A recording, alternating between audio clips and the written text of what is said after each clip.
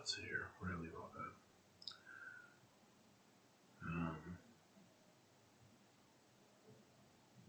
Okay, I'll start here. During the time of the 15th Annual Olympic Games and the founding of the city of Rome, the Sibyl and Cumae approached King Tarquin with 9 books of her prophecies, claiming they contained the entire future history of Rome. Tarquin ruled from 534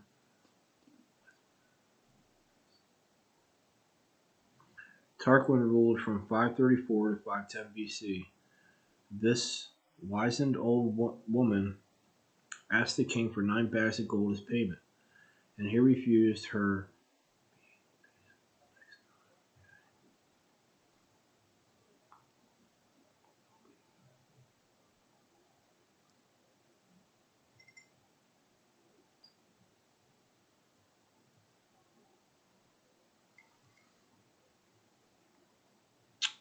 This wizened old woman asked the king for 9 bags of gold as payment, and he refused her exorbitant price. Right in front of the king Tarquin, she burned the first 3 of the 9 books.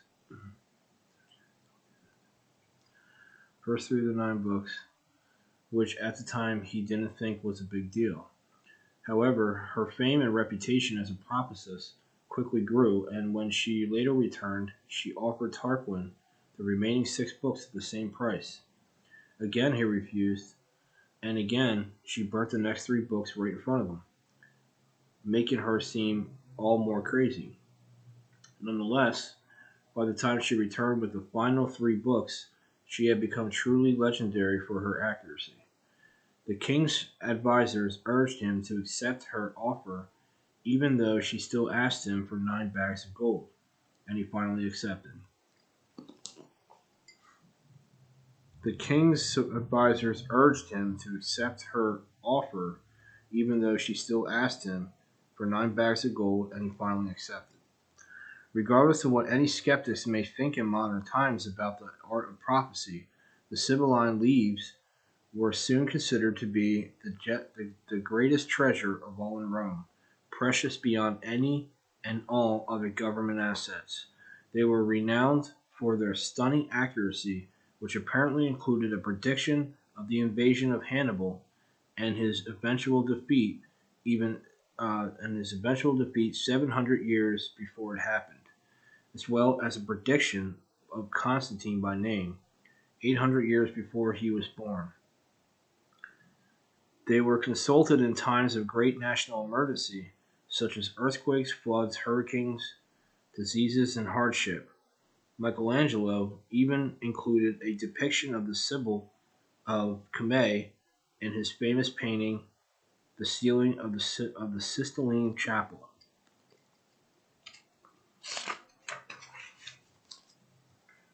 As the Sibyl of Cumae originally described to Tarquin, these books apparently did contain the future history of Rome, but the problem was that the prophecies were worded in cryptic language that was not always clear. In many cases, when Roman emperors attempted to use the mystery text to avoid a major catastrophe, they ended up actually fulfilling the prophecy they had hoped to prevent. For this reason, the books were considered to be potentially dangerous by trying to use them to stop a disaster from happening. You might actually create the disaster. They were thus kept under high security in vaults within subterranean chambers in the Temple of Jupiter on the Capitoline Hill in Rome, accessible only to the high priests. The chambers and the temple were completed as of 500 BC, specifically to store this treasure, which was only to be consulted in the most severe emergencies. The Roman Senate considered the text so valuable that ultimately an entire college of priests was asked to either track down or re-envision the first 6 volumes. They never succeeded in recovering the original words of the Sibyl. When Marcus Attilius authorized someone to copy the original 3 books, going against the official secrecy, he was punished by death. sewn into a sack and thrown into the Tiber River.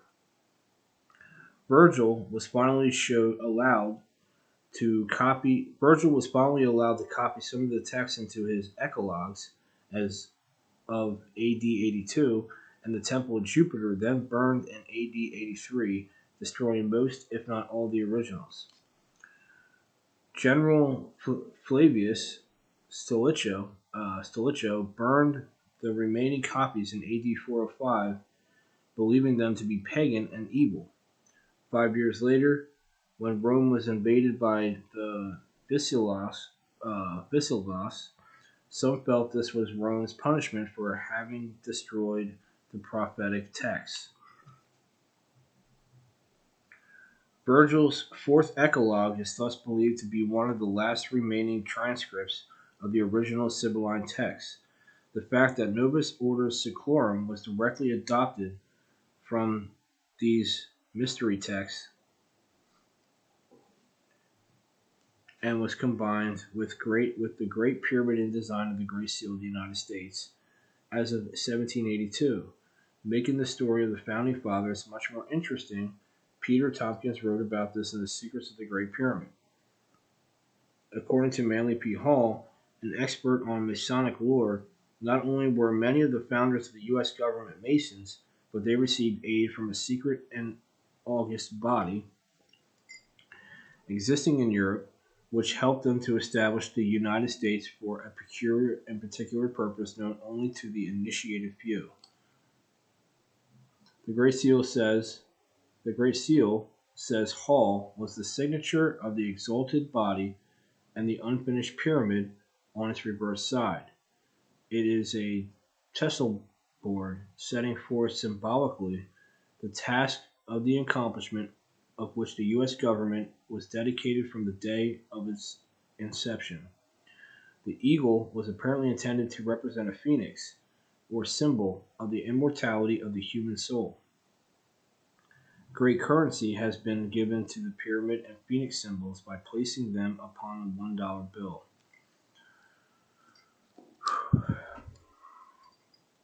It is fascinating to consider that the United States was founded for a secret purpose from the very beginning, which appears to be directly related to the end of the Great Year and the prophecies of a coming golden age. Based on the evidence we surveyed in Chapter 3,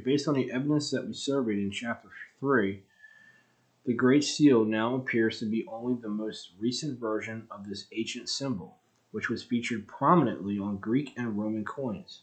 The secret and august body existing in Europe appears to have originated in Sumer, Babylon, and Egypt, and has hidden techniques that help awaken the pineal gland. Let's return to Lieutenant Totten's letter, which described the exact content of the Sibylline text that Novus Ordo Seclorum comes from. When I first read this in 1994, I was shocked, and even more surprised that hardly anyone seemed to know about it. The Sibyl of Cumae broke up history into a series of ages, and in the passage she refers to the coming of the last age in her story, which is referred to as the Cumean Song. Here's the exact translation of the Sibylline mystery text as Totten wrote in 1882. And don't forget, these are the exact words quoted in shorthand on the back of the US dollar bill, on the back of the US dollar. The last age of Cumean Song now comes. Novus Ordo Seclorum, altered from Magnus Seclorum Ordo, a mighty order of ages is born anew. Both the prophetic virgin and Saturnian kingdoms now return. Now a new progeny is let down from the lofty heavens. Favor, chastity, Lucina, the boy soon to be born, in whom the iron age shall come to an end, and the golden one shall rise again in the whole earth. Let's review some of the astonishing elements of this passage. The last age now comes. A mighty order of ages is born anew. Now a new progeny is let down from the lofty heavens. The word progeny means offspring. So this may be describing some sort of transformation of the human species, as we now know it, at the end of the Great Age. What exactly might this new progeny be like? The answer may come in the next passage. The boy soon to be born, in whom the Iron Age shall come to an end, and the Golden One shall rise again in the whole earth. This implies a prophecy where humanity as a whole is transformed, not just a single messianic figure. There is also a suggestion that the other groups will assist this process when we read the line. Both the prophetic virgin and Saturnian kingdoms now return. When we go on to read the rest of Virgil's fourth Eclogue from other available translations, even more detail is given. Bear in mind that in ancient Greek and Roman traditions, heroes and demigods, born from one human parent to one parent who was a god, and this unique genetic heritage apparently gave them abilities we now have, or abilities we now consider to be superhuman. Under the guidance, whatso tracks remain of our old wickedness,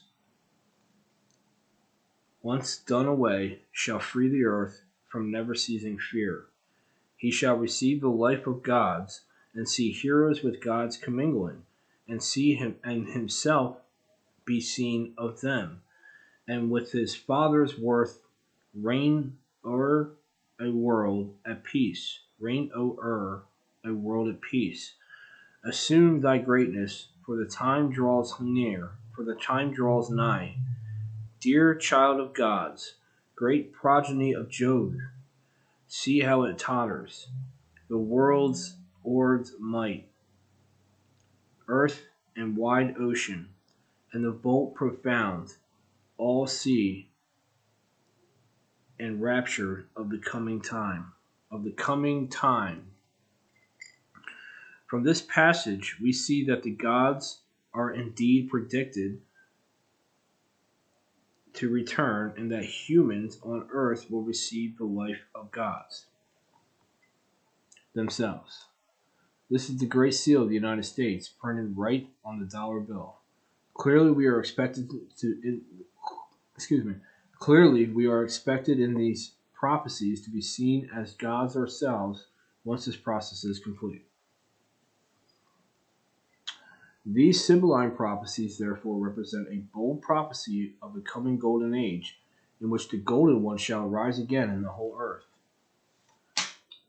Meaning everyone who is here, the founding fathers obviously realized there was a relationship between these prophecies and the Sibylline records, the symbolism of the Great Pyramid, and the awakened pineal gland.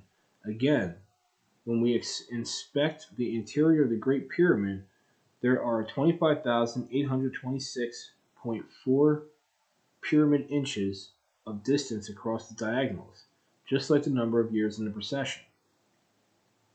The capstone sits right on top of those same diagonal lines.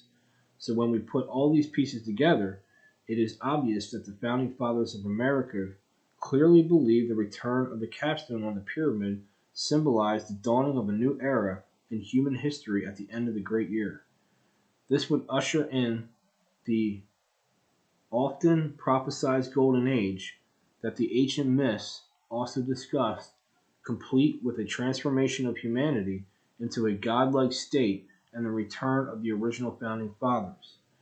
With the association between the capstone and the Beetle, we can clearly see how much they believed this prophecy was associated with the awakening of the pineal gland.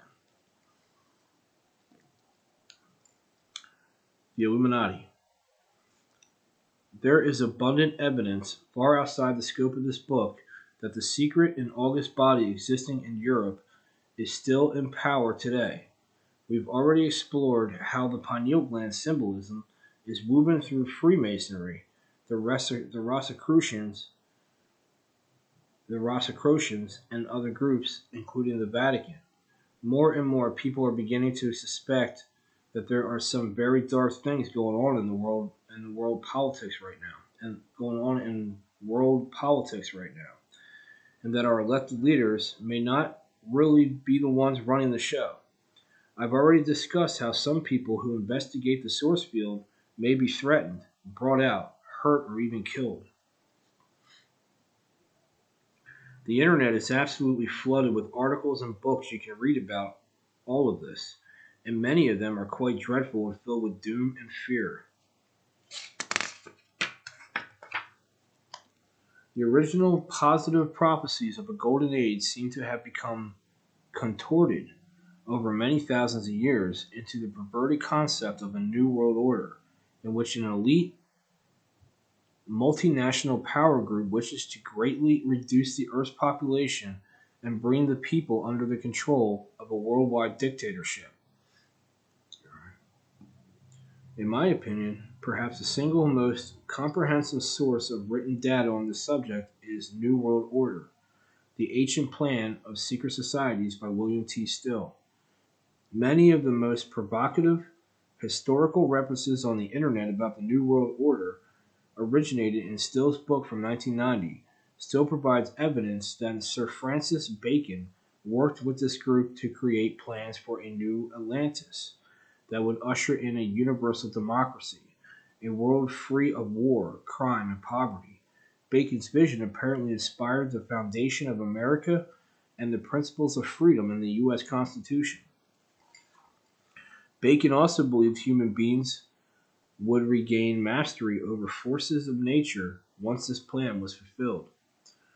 Let me be clear that I do not in any way support the politics, policies, treachery, lies, and deceit of these world elites, which some people, including Still, now call the Illuminati, means the illuminated ones. This illumination is apparently a metaphor of the awakened pineal gland, and these groups may believe their worldwide power and control are the result of arcane spiritual practices that make them feel superior to others, if not gods in their own right. Despite the horrors that are often attributed to these people, I also do not feel we should rush to condemn all those who have been involved with these groups, for if we do, we truly have not grown past Hitler's grotesque attitude toward the Jews in World War II.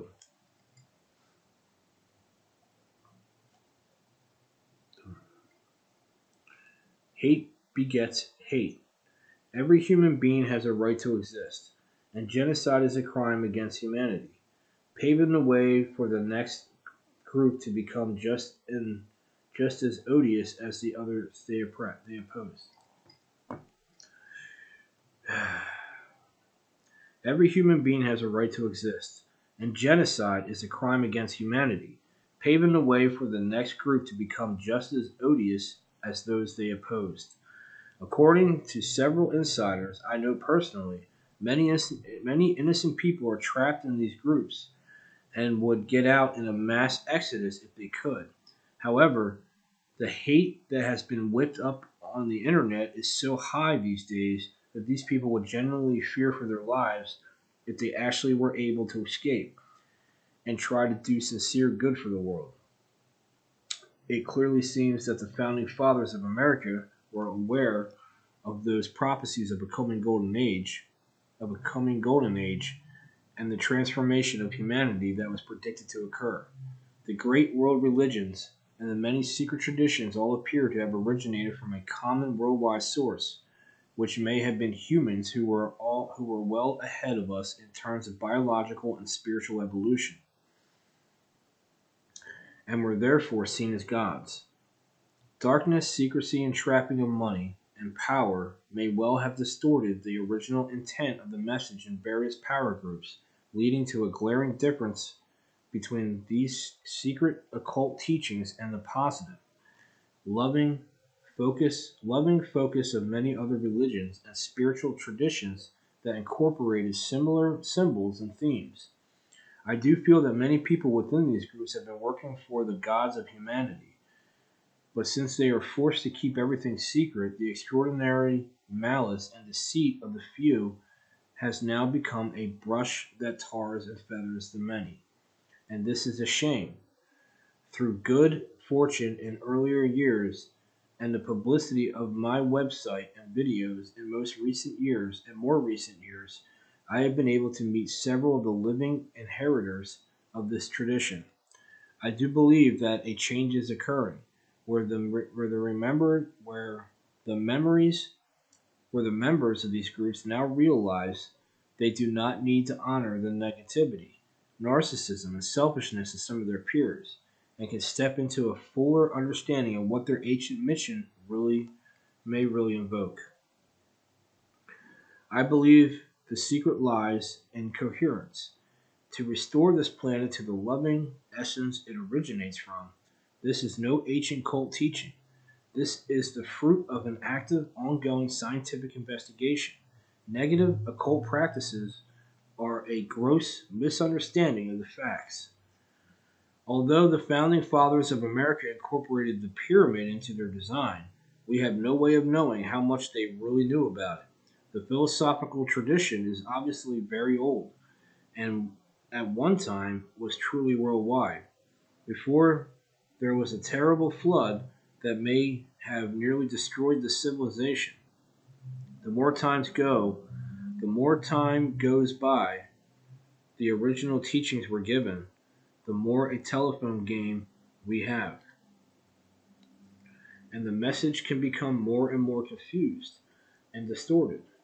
Obviously, these insider groups have not gone public with what they may know, and I feel the best thing we can do is fiercely end the secrecy and set the truth free. Clearly, the Great Pyramid is a magnificent architectural marvel and appears to be far beyond our current technological capabilities.